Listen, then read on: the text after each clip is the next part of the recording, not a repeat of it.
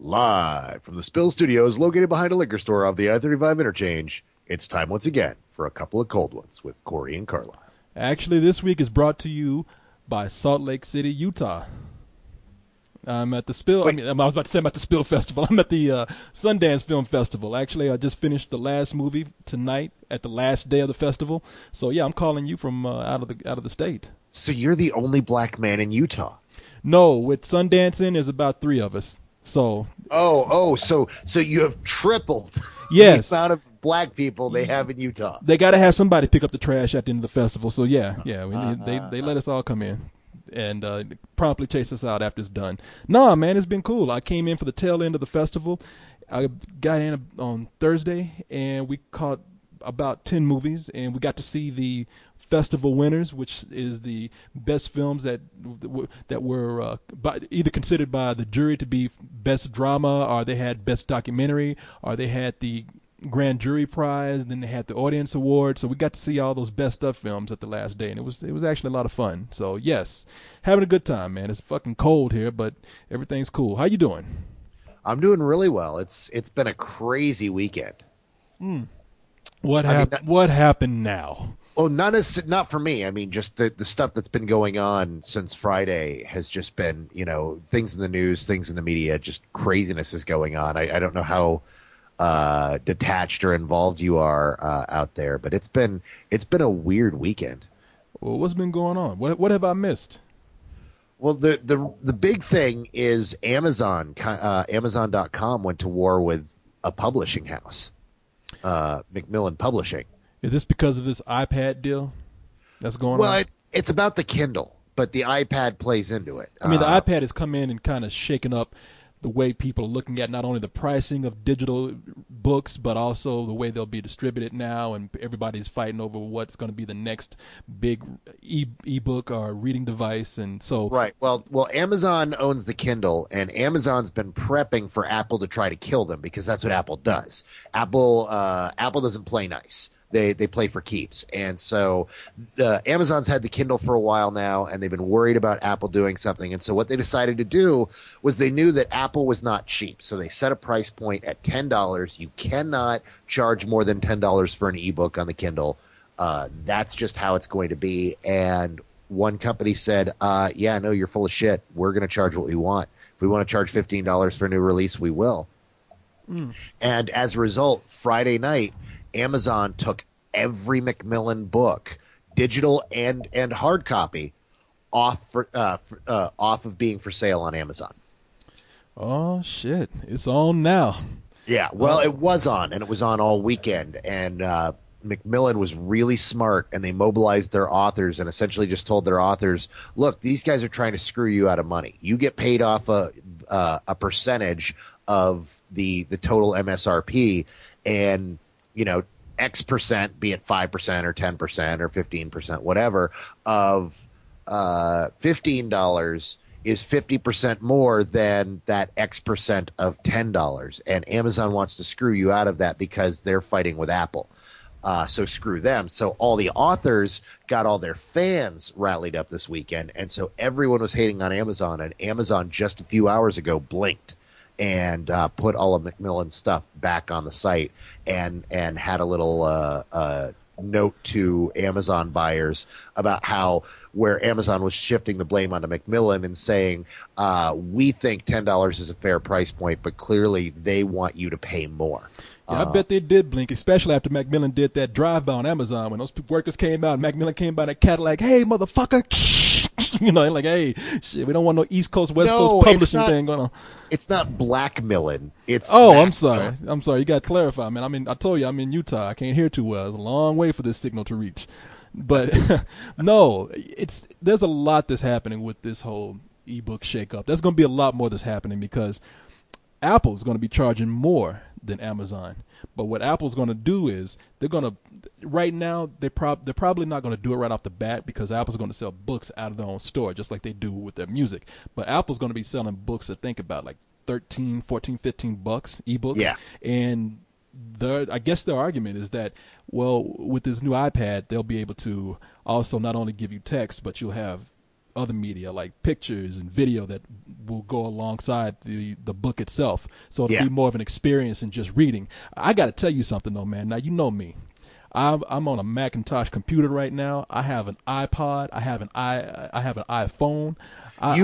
You had to take Steve Jobs' dick out of your mouth just to do this podcast. That's how much you love Apple. Oh man, I had to pull him out my ears. I had to pull him out my ass to go take a shit. I mean, it's like I love Macintosh computers. Now the reason why I do is because I'm a graphic artist, so I do a lot of my artwork on a Macintosh computer, which is very a lot of people say, like, if you do any kind of digital artwork, Mac is probably what you want to lean towards. It's just it just works for that. I hate to like take it there. It just works, but it does. And I do a lot of video editing, which I think, in my opinion, on working on both platforms, PC and Mac, the Macintosh is just much more suited for digital editing for me. However, having said all that, I'm not liking this iPad. I think this iPad is kind of full of shit.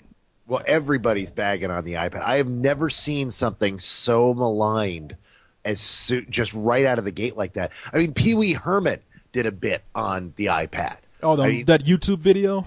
Yeah, that was pretty fucking funny too. Yeah, man. This just really, I mean, Steve Jobs, and I was looking forward to this keynote too, because whenever they do a keynote, there's something. Maybe I think there's only been like one or two Apple keynotes where Steve Jobs has come out and introduced an item, and I've been like, that's really not for me, but it's still cool. But everything else they've come out with, I've been like, yeah, I got to get that. That'll work for me. But I saw this, and I was like, what the fuck, man? That's just an overgrown iPod Touch. That's all it is. I mean, there's really the reason why. I think they're missing the mark here. The reason why iPhones and iPods and iPod Touches work is because they fit in your pocket and they can do multiple functions. I mean, I don't see where it's practical to carry around a huge fucking Moses slate, 10 Commandments slate around with you and still use it as a music device. Or they're even mentioning down the line possibly using it as a phone. So what, you're going to look like you went back to the 80s having those big fucking new cell phones on your shoulder looking like you're carrying around a jam box? I mean, this is ridiculous to me. Now, did you by any chance see the Onion story about the iPad? No, I didn't. What was up? It was that it was all about the fact that Steve Jobs woke up Tuesday night and realized that he had a keynote the next day and had forgotten to build the iPad, and so he spent the last few hours scribbling together to build the iPad. He had the eye enlarging ray and just enlarged the fucking iPod Touch. They joked about the fact that all he did was take a tray and glued 9 iPhones to it. Yeah, well, they're joking, but really, I mean, they're not fooling anybody with this one, man. Yeah, they're not fooling anybody with this shit. Now, I could see where down the line this could be of some use. I mean, it's an introductory. It's an introductory gadget. It's our introductory technology here. I mean, this whole touch thing is beginning to take over. I mean, over here in Park City where the festival was going on, HP has a tent where you go in and they have all the new devices, and a lot of them are coming out at the same time as the iPad. They have their HP slates or whatever, and now, with those things, see, here's it. Now, people, excuse us while we just geek out a little bit on technology here, but the problem with this mid-level device, which they say is a cross between an iPhone and a laptop, the thing is, you can only run one thing at a time. Like if you bring up your browser, you can't multitask on it. You can't reduce the window and do something else on there. You have to take one thing at a time. Which like this HP device is like it has a full operating system. You can like multitask on it and do several things. And I think HP is not going to make as much money, or even they're probably going to get buried by Apple. But really, I think they got Apple beat with that. Yeah, I don't know. Apple has taken such a black eye with this thing. It's been really. I have never seen Apple fans turn on Apple so readily. Well, it's not all Apple fans. I mean, I think that they've seen. No, but the thing is even though it's not all Apple fans, and some people are like, "Shut up, I like it." The vast majority of people, the loudest voice is against the iPad, and it's making fun of it. Yeah, I mean, and it should. I mean, I think. Look, let me be fair. I haven't seen the device yet, but I mean, really, what can I do on it that hasn't been explained already? I mean, what is the new thing I want to see when I actually get it in my hands? The only thing now, look, when it comes out, I think the saving grace with this is that it'll probably find some special thing that is suited for, and it'll lean in that direction, and then it'll take off, and then it'll bring out a better device that is suited for that. But like games, for example, it might be suited for like games where you do sensor control, where you tilt the iPad and it reacts to that. It might also be a great reading device, and especially when they start releasing the ebooks with the media we were just talking about, like video and pics and additional text and whatnot. I think it might take off in that direction. But as far as being this thing that everybody's going to have in their household, I don't think it's going to be with this device so far. I can also see it being used in offices. People can use it as a remote control to dim lights, bring up the projector, do a few other things. I can see people using it in schools, especially something like nursing school or something where you have to walk around with a tablet. But right now, I'm just not feeling it. Yeah, the big problem I'm seeing is the price point. I mean, it starts at $500, and somebody went and did the math of everything that's in it and figured out that Apple is making about $209 a tablet in profit. And that's just the standard model. The 3G model, the 3G card that they have to put in there costs $15, but they're charging like $150, $200 extra dollars for 3G capability. Well, that's another thing. I mean, I have an iPhone. I love my iPhone. I think it's the coolest thing in the world. Oh, my God, you can't put that thing down. Even when you do, you put it down like 6 inches away from you, and you keep glancing down during recording. Hey, I know you've been looking at it while you've been talking to me. I check my email. It's a great device. I check my email on it. I write stuff on it. I have a couple of games. There's a bunch of cool apps for it. I mean, look, I'm not going to sit up here and pimp out the device. Either you like it or you don't, because some people have no use for it. And I understand that. For me, I'm a very busy person. It fits my very busy lifestyle. However, I pay a charge for that phone. I pay an extra charge to have an unlimited usage on it, especially for my internet. Now, I'm paying out the ass for this phone. I don't want to pay another, even if it's just $15. I don't want to pay another $15 to get wireless on another device. I mean, it just doesn't make how much am I going to pay for having internet access? I mean, it makes no fucking sense to me. So yeah, I mean, look, I can go on all night about this thing. I was really like, really, y'all got to do something better with this. I don't think it's exactly going to be a flop. I don't think it's going to be the hit that they want it to be, and it's going to have to find some other usage down the line. So whatever. Now I can put Steve Jobs' dick back in my mouth, and we can go on to the top 5. And now it's time for the top 5. Brought to you by Phil. Give me some of that right there. Steve Jobby. Hey, he doesn't taste too bad, does he? Tastes just like an apple. And when they say apple, they're not lying. Granted, a little, maybe caramel apple, but it's delicious. All right, so let's see what we got here with the number 5 film of the week. Yes, The Book of Eli. The Book of Eli. Yes, that brought in $8.8 million this weekend, bringing its total up to $74.4 million. The budget on that film is $80 million. So when you bring in DVD and Blu-ray and everything else, you bring in foreign and it's already profited. Yeah, the movie's gonna do well. So not bad. It is a little bit of a hit, and people do love Denzel. He was on some poll recently listed as number 3 of all-time favorite actors in America. So maybe in the world. This is really great for the Hughes brothers. I mean, this put them back on the map. They From Hell really kind of distanced everyone from them, and then they took a long break trying to get this thing together. And for this to work out, I think is really great. I think we can see. I expect more great things from them. Yeah, I really do like a couple of their movies. I really do like Minister Society, and I love Dead Presidents, even though I think that movie is a jumble. But anyway, let's move on to number 4. The number 4 movie of the week. Number 4 is The Tooth Fairy. Brought in an even cool $10 million. Its gross is up to $26.1 million, and the movie cost $48 million to make, so not exactly doing strong, but not doing bad. And that's The Rock dressed up in a tutu and some Ray fairy wings going around scaring kids trying to pull their teeth from their head and shit like that. So, anyway, you want to go up to number 3? Number 3 film. Surely, it's bound to be one of our worst movies of 2010, and we're not even that far into it yet. When in Rome. When in Rome. Yeah, brought in a $12.1 million weekend.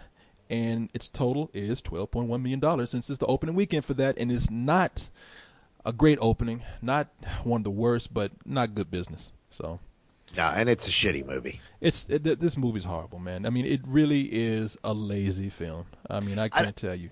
I don't know if it's going to end up on the worst of the year because it's bad, but it's not like awful, awful bad. But there's nothing redeeming about it. It will be an honorable mention for sure. Yeah. I'm gonna try and put up the audio review for it this week where we talk in more detail about it. But I can't stand movies where, especially romantic comedies, where they really do pad out the time and have the two leads just do goofy stuff like trip over each other, be clumsy through the whole thing, just to make the movie an hour and a half. I mean, that's just lazy to me. That's bad enough, but really, what was lazy for me is the entire setup. They actually bend the laws of space and time to create a situation that doesn't make any fucking sense. Like, I will buy that there is a magical fountain that if you throw in a coin and somebody picks up your coin, that you'll fall in love with them. I can buy that element of the film. But the fact that all 4 coins that she pulls out of the fountain, those people magically transport from Rome to New York City and happen to live in New York near her and can stalk her continuously, that I won't buy. Never underestimate the tenacity of a rapist. I mean, because that's what those people were. They creeped me out. They weren't rapists, they were stalkers. They were borderline rapists. I mean, if she hadn't put those coins back, they would have jumped on her ass like zombies, tearing her clothes off and just gang raping her ass. No, because they loved her. They didn't lust after her, Corey. They loved her ass is what they loved. Ass. No, you loved her ass. Yeah, she don't want to pull my coin out. Oh, dear Christ. I got some change for her. There's an ass whooping they don't need. So let's go up to number 2. Well, before we go there, did you by any chance see Jeffrey Wells' article today on Hollywood Elsewhere? No, I did not. He wrote an article that was just one of the most batshit insane things he's ever written. I mean, he's written some crazy stuff before, but quite literally, his argument was, what the fuck is up with this movie? What guy in their right mind that is tall would ever be attracted to some nymphy, waify, small girl? You know, I don't buy that Josh Duhamel would ever be attracted to Kristen Bell without there being something weird involved. This dude's been turned down by a bunch of blonde chicks that look like Kristen Bell. I mean, he's one of those guys that, like, he knows he can't have something, so he's going to make it uglier than what it really is. Oh, Kristen Bell doesn't deserve this. Full of bullshit. Every guy I know would fuck Kristen Bell if they had a chance. The fuck. Yeah, I was personally offended by the article because I'm 6'2" and my wife's 5'4", and I'm like, so essentially you're saying that I have a pedophile thing going on because I ended up falling in love with a smaller woman because I don't want to date a girl who's 6'2". Kristen Bell could have the same head and be on a midget body, and I would still do her. I mean, that doesn't make any sense to me. That's not saying a lot. I mean, come on. Okay, coming from me, but I think there's bodies for a long time. Yes, I think there's a bunch of men who feel like me, though. That's the only thing. I mean, that's ridiculous, man. That article is bullshit, and that guy needs to be called on that. I mean, really, that's a jaded, bitter guy talking. That's all. Well, I mean, and that's Jeffrey Wells is long known for being jaded and bitter, but this was especially crazy even for him, where it was like, really? That's what you're going to go on a rant about? Tall guys dating small girls in movies? I'd like to know how tall he is, and then I would like to. I wish I knew Kristen Bell. As a joke, I would have her hit on him and see what he would do, because he'd fall for that in a minute, and I have her take pictures of him sitting up there in a bed with his down to his underwear, ready to have sex with her. Because this dude, this is the kind of dude who, you know, that if Kristen Bell came up to him and hit on him, his pants would be off before she got past hello. I mean, it doesn't make any sense for him to say that shit. And whatever, man, that guy's full of shit. Why am I getting upset about him? Anyway, you're getting upset because you're a tall guy. Yeah, I'm 6'3". I know when it needs to be mad. I'm tall and I can't have her. That's what I should be mad about. Wait until I write my article. But anyway. Oh, hey, there you are. I'm sorry. There you are. Your call dropped, my man. Yes, I got this shitty internet connection at my man James's house. You know, I told him about this shit. I'm messing with you, man. Yeah, that was me that dropped. It happens. Well, where were we anyway? Were we up to? We were about to go into the number 2 film. Oh yeah. The number 2 film of the week. is Edge of Darkness. Mel Gibson coming in, kicking ass. Mel's back in the house, boy. Not kicking a whole lot of ass with this box Kicking office enough number here. ass. It came in at $17.1 million. Not a crazy amount of money for this film, especially with this budget being at $80 million. So it's still sort of a mediocre opening for it, but it's all right. Again, It was not also bad. It was also a very quiet weekend. A lot less money spent at the box office this weekend than was spent last weekend. Yes, sir. You are correct. Which brings us to number one. The number one film of the week. For the 7th week in a row, now the highest grossing film of all time. Yes, internationally and domestically is Avatar. Hey, look, man, I'm not. Almost domestically. It is $6 million away from having the domestic record. It is going to take it within a day or two. That's why I'm saying it will be. It's right now, yeah, it's gross is at $594 million. It brought in $30 million this weekend. And look, I'm not going to go and start talking about how this movie's breaking records. You've heard us talk about this movie for weeks. You've heard about how it's destined to be the number one movie of all time in the universe. And what can we say now? It's made $1 trillion. So I mean, if you want to elaborate, man, I'll let you go ahead. But I just have nothing else to say at this point. No, at this point, I mean, quite literally, it's all about going for records. What's also interesting is that it is about to cross into and become the 20th highest grossing movie of all time, with adjusted inflation. Yeah. It is really getting up there, and it's still speeding through. It's still being released in other countries. It's still doing well. I mean, it made $30 million this weekend. It made almost double what the number 2 movie made. So, yeah. I think maybe, I mean, I would say that next week it could be number 2, but I'm not certain that anything that's coming out next week will actually be able to eclipse it. So it may have 1 or 2 more weeks left at the number 1 spot before it stays in for another few months in the top 5. Yeah, no, it's like I said, I don't know what else to say about the movie. I mean, you pretty much summed it all. There's nothing else I can really elaborate on. If you want to know the worldwide gross for it is $1.445 billion. And that's a shitload of money. So, what else is going on with you, man? With me? Yeah, you, brother, you. Nothing. I'm just working. Nothing. Just nothing. Well, I mean, it's a really quiet part of the month. Everybody was up at Sundance, and spent some time with the wife, spent some time hanging out with friends this weekend, but nothing exciting. Yeah, Sundance has been really cool, man. Another thing about that goddamn iPad, I just have to mention this. I mean, how can you have a device that you carry around in your hand and you not have a camera in it so you can talk to your friends? I mean, they tried to make that shit. That's not what it's designed for. They've already got devices for that. But that should be what it's designed for. I mean, if it's doing everything that they say it's going to do, you should be able to do some video chat on it. So to defend Apple, I understand almost every decision they've made. The thing is the iPad was designed to be an intermediary device that didn't replace anything they had. That the idea is they want Apple fans to have 3 different Apple devices. They want them to have a laptop of some kind. They want them to have an iPhone, and then they want them to buy the iPad. And they don't want the iPad to totally take over either the iPhone or the laptop. But the iPhone doesn't have a video camera on it. The laptop does, but they're saying that they're trying to sell a device that for some people who don't want a laptop, well, here's a scaled down device that would do that. So by all means, they should have a fucking camera on there. It's not a scaled down laptop. That's not what they were going. No, I'm saying you were going. No, I didn't say laptop. I said a scaled down device. Which means that people who want to actually more casual users of this, and casual users would do a lot of video chat with that. Well, I mean, it doesn't make any sense at all. They could, but it does make sense because that's not what they want people to do with the iPad. What they want people to do with the iPad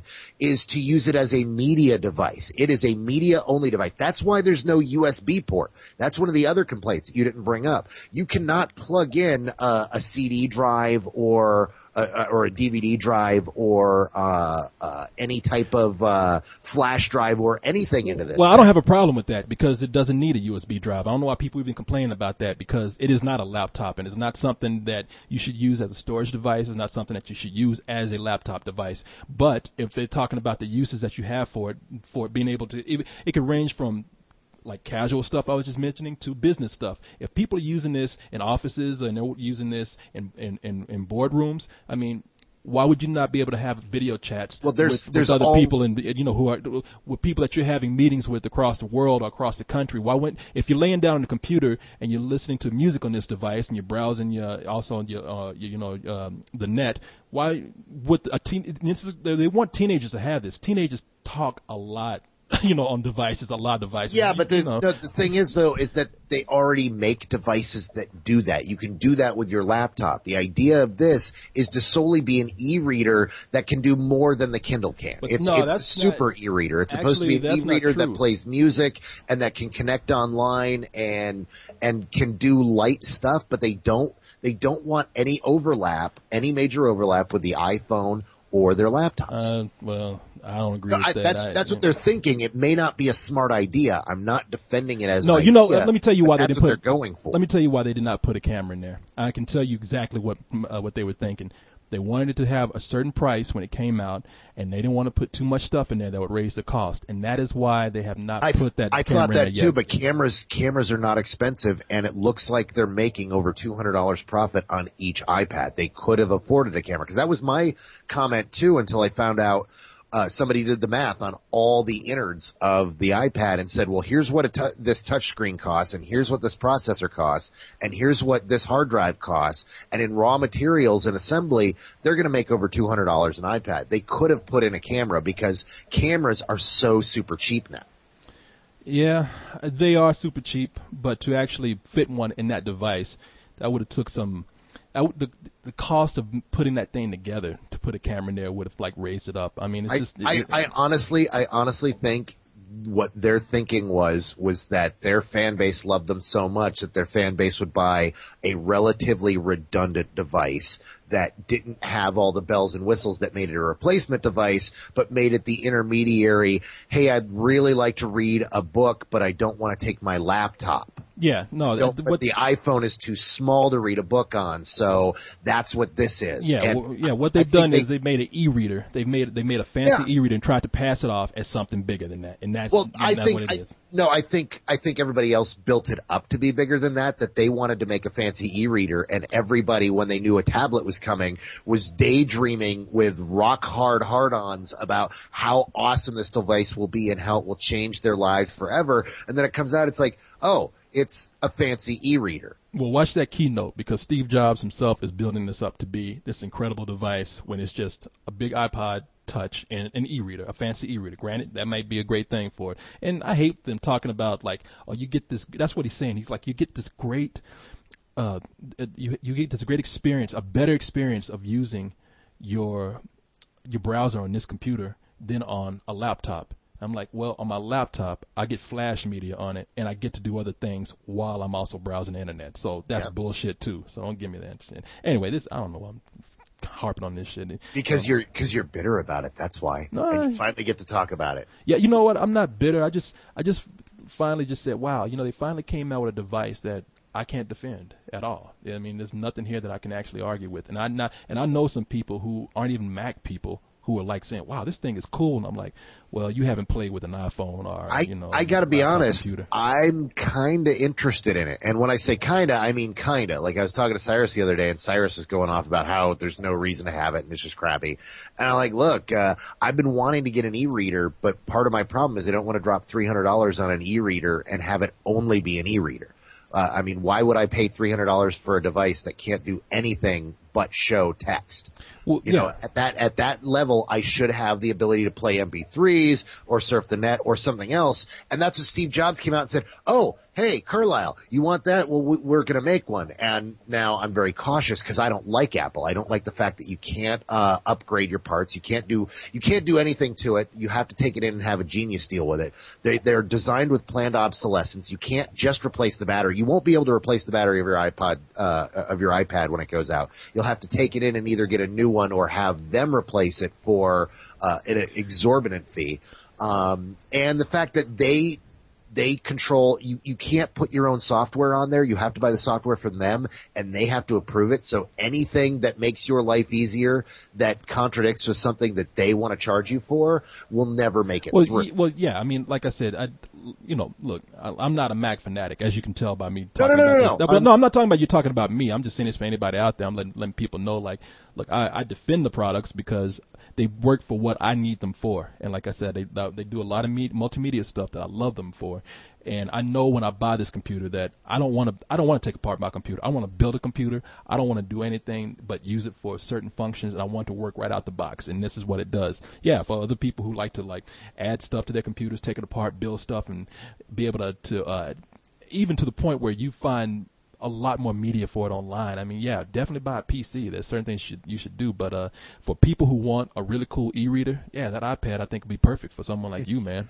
But I also am not going to buy one until 3-4 months after it's out, and I see what all the quirks are and see if they drop the price, because they're probably going to have to. $500 is a ridiculous amount for that. If you can hold off, you should wait until next year, because I can tell people wholeheartedly, as somebody who buys these products from Apple, don't jump at the first thing that comes out. I mean, they are notorious for coming out with stuff even a few months later that is upgraded from. Well, they dropped the price of the. They dropped the price of the iPhone by $200 3 months later, pissing off everyone who bought it in the first few months. Oh yeah, no, and then it came out with a new one a year later, and this whole thing of the iPhone being on one carrier. I mean, it is ridiculous in some aspects, but yeah, don't ever be a first adopter when you see these Apple products come out, because unless you really need it, like if you need a laptop to work with, well, what are you gonna do? You need a laptop to work with, but these other devices like an iPhone, if you really, really don't need it, hold off.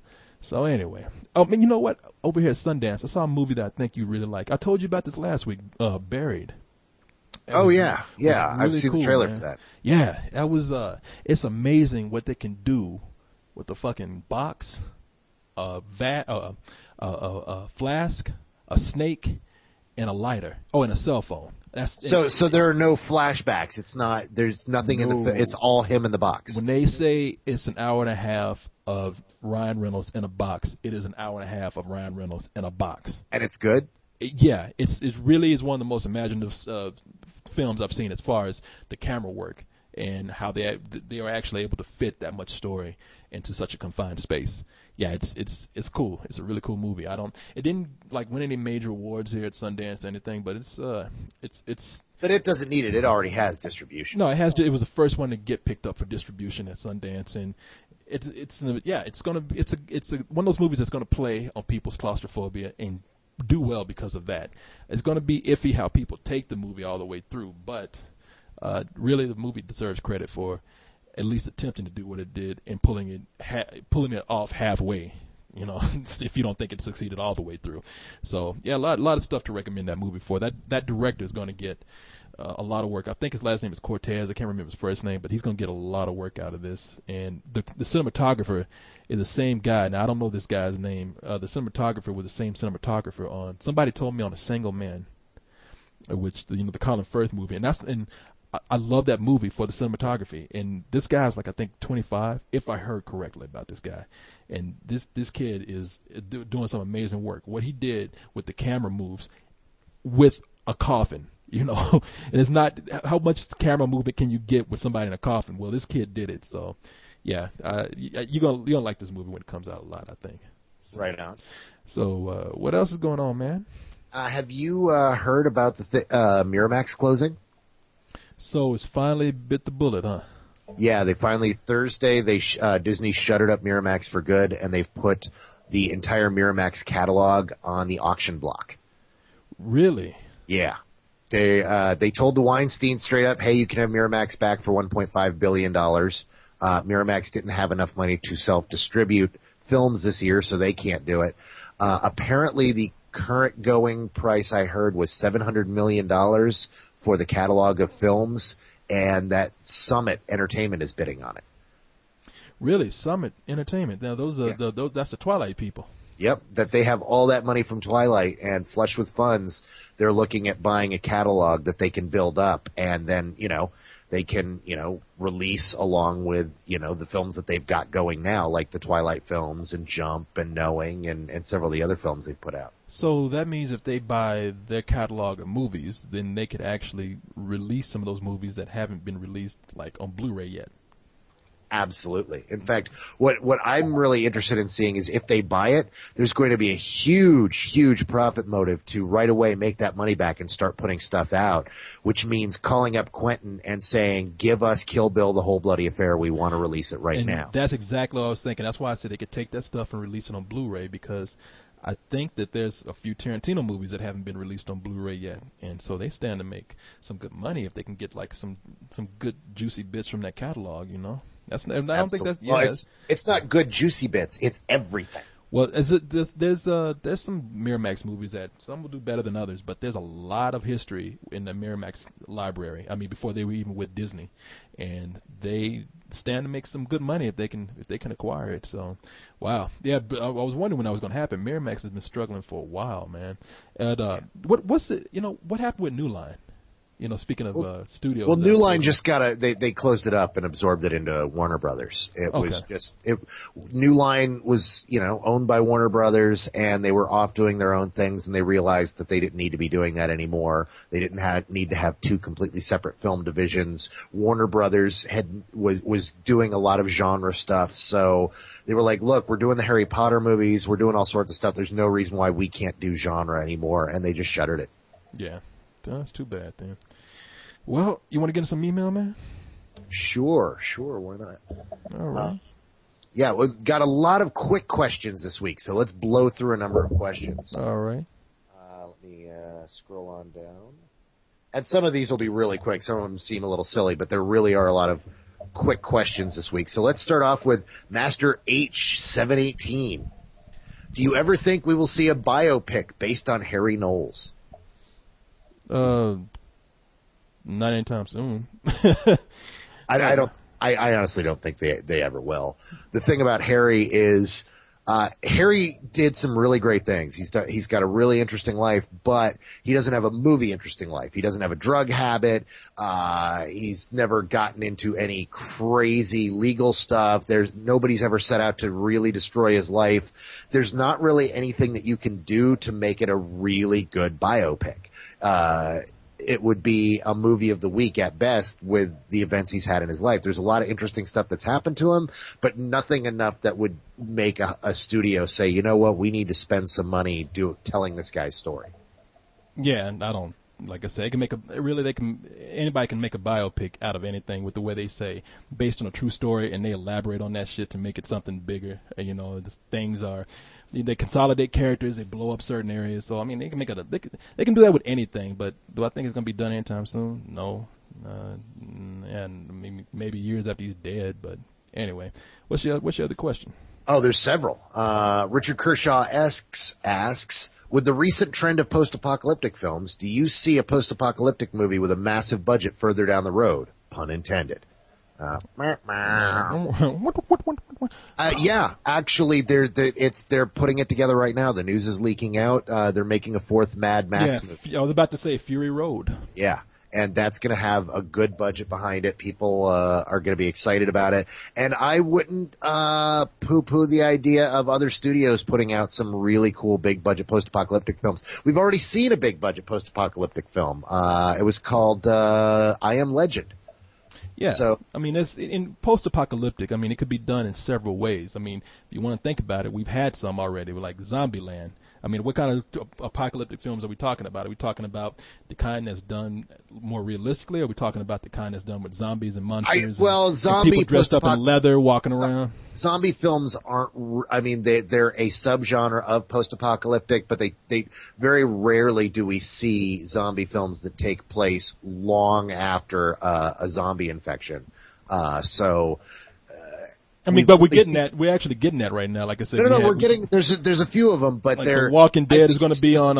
The Walking Dead is going to be on AMC, Yep. and like I said, we had Zombieland, which But I is think after the whole thing specifically happened. addressing, people wandering around in a wasteland and nothing supernatural, nothing viral. Just, So then wandering I Am around. Legend would not count then.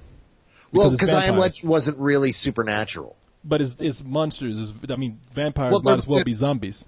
Well, except that's kind of the point of that post-apocalyptic book. It's about humanity changing and about the last of the human beings and who himself becomes a monster. So But it is a fantastic. I mean, it's vampires, so it is. It's not very realistic. I mean, we're talking about. When we want to get realistic, we're talking about The Road and maybe something like the Day After Tomorrow. I mean, things like that, where it's people just really trying to survive, and the real monsters are human beings turning on themselves. Right, but I still think that I Am Legend counts. It's not zombie films have a different. They've become their own thing.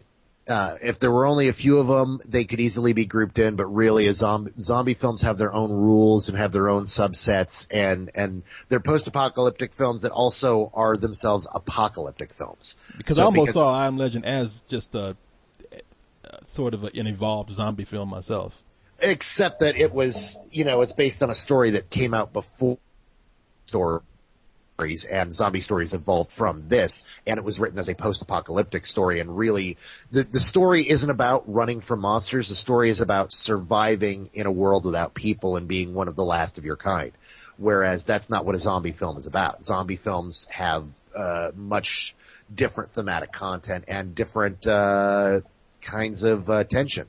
So I really kind of differentiate the two, although they are definitely playing in the same neighborhood. Okay. You got another one? Yes. Uchu786 asks, do you know of any way I can perhaps rent or buy a version of Rec 2 with English subtitles? Well, it's already for sale on the web, right? I'm not sure. I haven't looked for it yet. I was waiting for. I assume Sony's going to put it out here like they put out Rec. Oh, you're talking about Rec 2? Yeah, Rec 2. Oh, yeah. I don't. Yeah, it's so soon right now. I don't think that is going to be available. Yeah, it's just opening in several countries. It's only played here at Fantastic Fest. I assume it'll get a release. I don't think they want to make a Quarantine 2. They might make a Quarantine 2, which would just. It's like, why just put out Rec 2, please, for the love of God? But I don't know. I would check Britain and see if Britain has a DVD or a Blu-ray coming out soon, and then import that. I mean, I do think you can get it on DVD, Rec 2. I think you can. Well, he said with English subtitles. That's the problem. With English subtitles. Yeah. I don't. You might want to look and see and do some research and see if Rec 2 has English subtitles on the DVD. Well, I think they're guessing that it doesn't. I think that's the problem. But yeah, that would be the only way, is to check check English speaking countries and see if they have releases of it. Otherwise, just do what everyone else is doing and just wait. It's a really good movie, but it's a movie you can wait for. It's not something you have to see right now. I mean, it's a really good movie, but it will come out eventually, and you will be able to enjoy it. Now, when you tell people that it's a really good movie, but they should wait, that's telling people to download it, because that's what people are going to do. No, and really you shouldn't. Especially this movie deserves to make the money that it makes, and you're robbing the film if you seriously, if you're really interested, track down an English speaking country that has put it out and import the DVD. That is an acceptable geek thing to do, because they got their money. And they are making really solid films and deserve every penny they make off them. So try to find it that way. Don't illegally download it. So Mr. November 42 asks, what are some of the most bizarre yet enjoyable movies that you guys have seen? Mine would be Eraserhead and Naked Lunch. Bizarre, enjoyable movies? Yeah, like deliberately weird films. Oh, Jesus, that could be anything. Well, my favorite is a little-known gem from 1989 called Roadside Prophets, starring Adam Horowitz of the Beastie Boys and punk rocker John Doe. And it's about these two guys riding around on motorcycles in the middle of the desert going on an existential journey and running into all these weird side characters who are all played by really awesome people. Like David Carradine's in there, Arlo Guthrie shows up, Timothy Leary shows up in a small scene. John Cusack has a recurring role in it. It's a really cool, really fucking weird, bizarre movie that's awesome and just a cool existential film. If you're into weird films, Roadside Prophets is one you need to check out. You need to track that down. Yeah, I could go through any of the some of the blaxploitation films that were just crazy because they tried to combine too much. Like I've always mentioned, any of the Rudy Ray Moore films. If you look at those are just, that's a guy who just tried to be too many things in one movie and just didn't care. And how about Abar, the first black Superman? I was, when I said, some of these movies, I was about to get to that. Like, I didn't want to go into, what was it? Soul Vengeance, about the guy with the 12-foot penis that chokes people. I talked about that either on this show or another show that we were doing. Did that have another name? Like, Welcome Home, Charlie, No, it was just called Soul Vengeance. That's the name of it. Oh, okay. Yeah, the guy would go. Well, because several of these blaxploitation films were retitled, and I know there's a movie in which a guy goes around, he gets out of prison and he runs around choking people to death with his penis. Maybe that's just, it could be the same one. I mean because I doubt that there's like a genre of people choking other people with their black penises, category. I don't think that you have that. So maybe that is the same movie, but. One of the most bizarre movies that I've seen, which might seem like a blaxploitation movie, but it's not. It's a Larry Cohen film.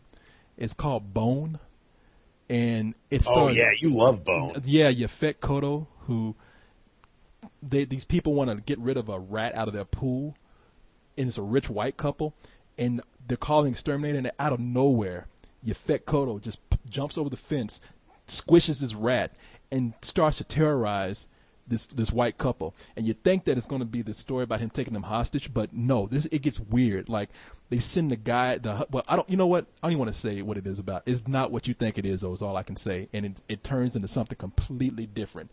And it's not even about Yaphet Kotto anymore. It's about this couple and all that dark secret starting to come out that's tearing them apart. And it is comedic how strange this movie is sometimes. It is a very bizarre, nightmarish, dreamlike film as it progresses, and I love that movie. And you and I just found out you and I are talking about the same movie. What, you talking about the Black Dick movie? I know it as Welcome Home, Brother Charles, and you know it as Soul Vengeance. Yeah. But it's the same movie. Okay. Like I said, there can't be that many Anaconda black penis movies out there. So, yeah. If only there were. I mean, hey, it's not too late to start.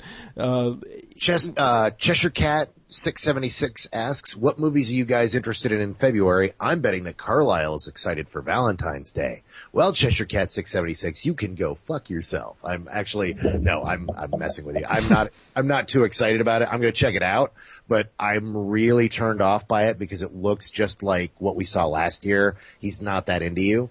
What I'm actually excited about is, I would be excited about Shutter Island, but I've already seen it, and you guys should be excited about it. It's awesome. But I'm actually excited about The Crazies.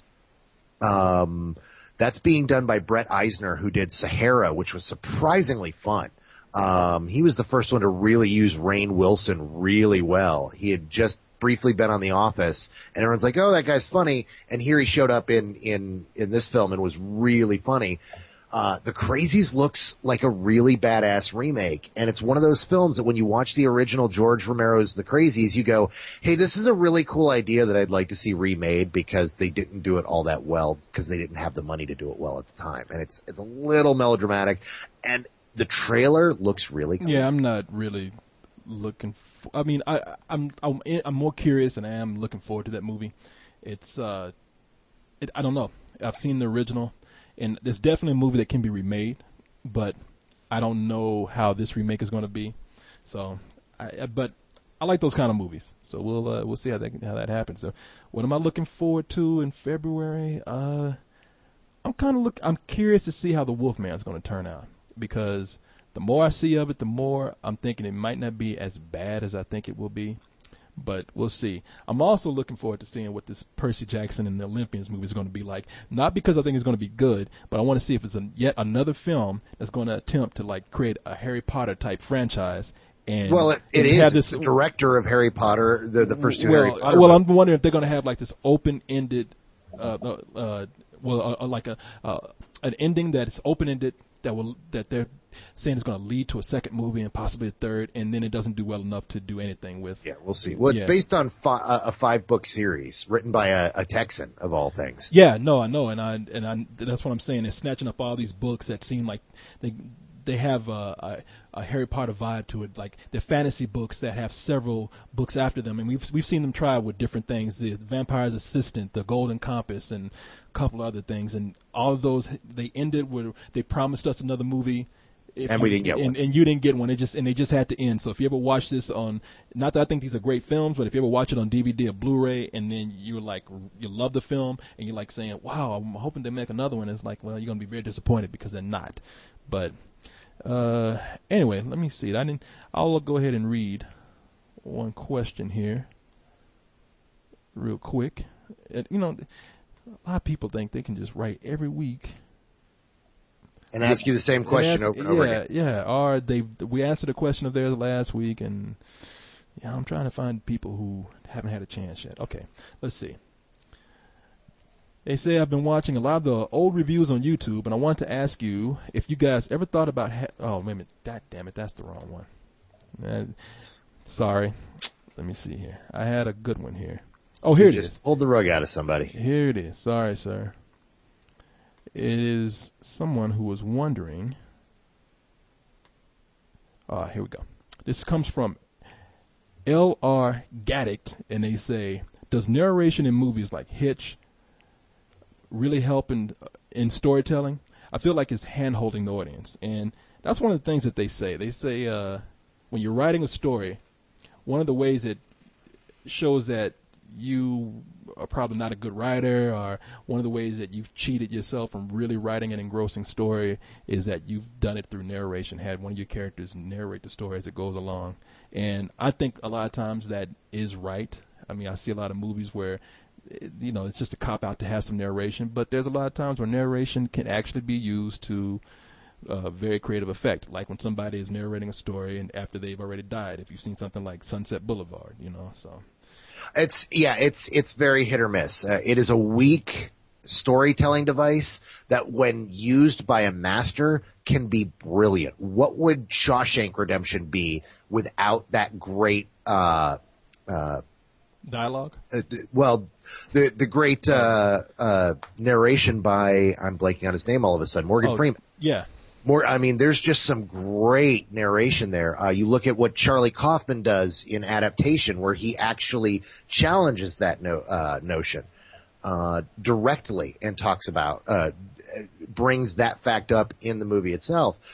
You look at something like what they did with Invention of Lying, where they created this whole 5-minute introduction scene trying to explain the rules of this reality, and then they realized, you know what, fuck it, let's just have Ricky Gervais come in and say, hey everybody, I'm the narrator, and this is what this movie's about, and they just lay it out in like 20 seconds, and you're like, okay, I get the idea, and you go through and watch the movie. But then there's a lot of times where it really fails and just doesn't work. Well, if you have a character who's just giving you a play-by-play of the story, then yeah, that's lame. Now, if you have somebody who can tell a story like a storyteller, who can actually dress up the language a little bit, pepper it with colloquialisms and imaginative sayings, and you have a good use of narration right there. But yeah, if you just have someone who's like, and then I met this girl and things got really crazy, it's like, okay, yeah, that's nothing.